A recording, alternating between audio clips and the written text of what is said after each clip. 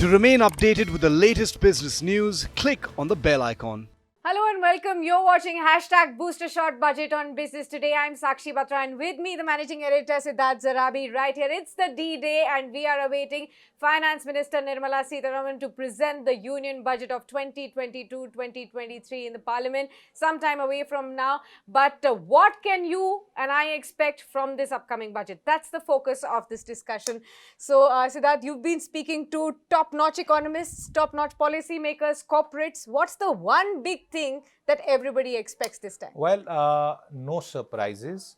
Continue with what was done last year, which is to provide a stable, predictable, long-term vision for the Indian economy.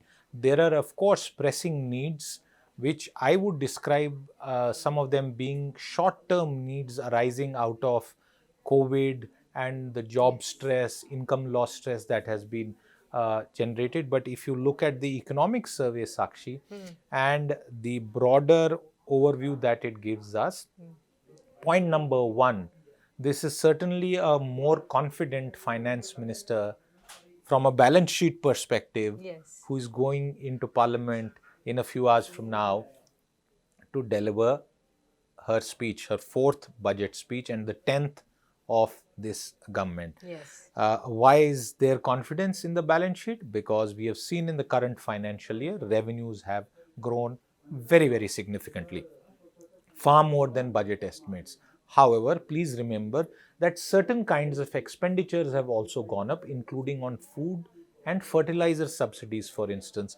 And Sakshi, there is a third element, the numbers we will get of the revised estimates, but the allocations for certain infrastructure projects have not actually been fully spent because there were execution delays. There have also been, let's say, delays to some extent, for example, in the bad bank proposal. It was proposed in the last budget and just a few days back, the State Bank of India announced that it was being operationalized. So it's practically taken almost one full year to get that done. So if we keep going down this, if you look at the fine print of the railways, which is also a very large infrastructure play, and last year it had got a record allocation for its capital expenditure. So the fine print will tell us about how much has the government been able to spend and create infrastructure, because that is the strategy that was followed in last year's budget. The Modi government, on this point, just one quick more addition, has so far, and perhaps will continue to stay on the same path, sort of stayed away from what happened globally when it came to the pandemic and the response. So the US distributed cash, many other economies did that. The government of India has not done that. Opinion is divided on whether it was the right thing, but it is certainly a conservative fiscal strategy which also pays off in the long run. Ji, bilkul. For one more thing which I wanted to really understand from you is on the fact that which are the sectors and the segments of the society and the economy that will get more preference and priority in terms of spending this time around. So very clearly, the challenge for the government is to ensure that the growth that we have seen does not falter. The current year at 9.2%, whatever the final number comes, there are still 2 months left for the financial year. The Omicron wave has not disrupted business activity to any major extent. Of course, certain sectors were impacted, high contact sectors, service sectors, travel, tourism, trade, hospitality. But let's leave that. The economic survey, which was presented yesterday, says that next year's growth will be between 8 and 8.5%, which is lower than 9.2%. But see, there is it comes on a large base. Remember, 3 years earlier, there was actually a contraction. 2 years earlier, a contraction in GDP. So we have grown very well from there. The second challenge is, as far as certain kinds of capital expenditure plans are concerned, how do you continue that, and how do you have enough projects which absorb that? The national infrastructure pipeline is a massive, gigantic plan. How much of that will happen? The third challenge, and I'm quickly skipping over this, is disinvestment. 1.75 lakh crore was proposed. Air India has happened, Neelachal Ispat has happened practically yesterday, and there is of course the big one on LIC, a small question mark on whether that money will come in this year or will spill over to the next year.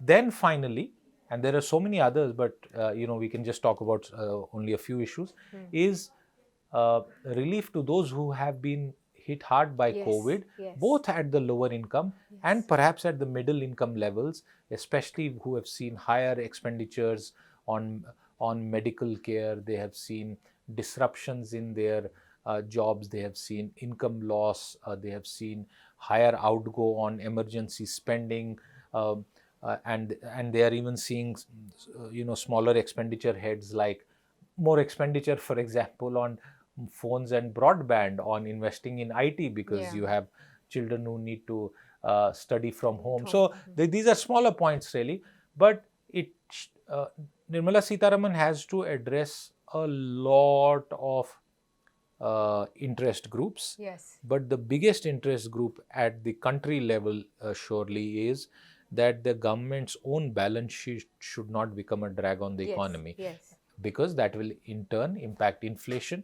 We already have oil. So, I mean, to answer that question, I perhaps gave a much longer answer than Sakshi had expected. But remember, the speech itself could be close to 2 hours. Yes, exactly. I was actually going to come on to that. Let's do a poll. How many minutes do you believe? The last time it was 160 minutes. Do you think that it will be longer? I don't expect it to be longer. I would say it will be range bound. Okay. One last question before I let you go, and that is, we've been talking to a whole host of economists. You've been listening to them, and they've been talking about that how consumption has been a big drag. So I want to ask you, will the government be focusing on a consumption-led growth focus in this budget, or will it be more investment-led? Well, if you have to boost consumption, then you have to follow the international model of putting cash in the hands of people, and they end up spending it on a whole lot of things. This government has stayed away from that. It has believed more in kind of structural, longer-term help that has obviously good results, but there is also a sense that perhaps we could have done more for certain people who were affected badly, but that's in the past. From a future point of view, what is the most important? The budget of the Union of India contributes only, let's say, give or take, less than 10% to the overall national economy. Up to 95% by another reckoning of the economy is in the states. So state budgets are equally important, but state budgets are staggered. They are given for different people, and it's not one day. So we all end up focusing on one day, which is the union budget. The states budgets are also important. States themselves have lost a lot of revenue due to the impact of COVID. There is a dispute over GST compensation. Absolutely. There is a demand for extending the cess on GST, which in the beginning perhaps itself a GST tribunal or something, formation of that could be in the budget. Yeah, so I would say that from a macroeconomic perspective, this budget needs to continue the strategy, and that's where I started and that's where I will end, that it does not have any surprises that shock us, that surprise us, and I don't believe that is the case. The government has learned lessons from such things in the past. So it's going to be more of the same, and hopefully will be in a direction that will continue to boost growth and the economic recovery.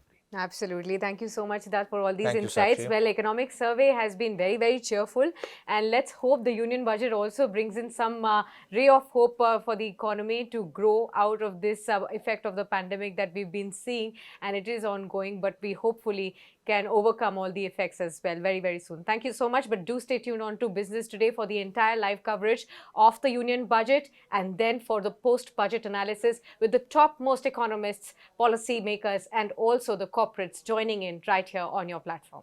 Thank you. If you like the video, do like, comment, share and subscribe.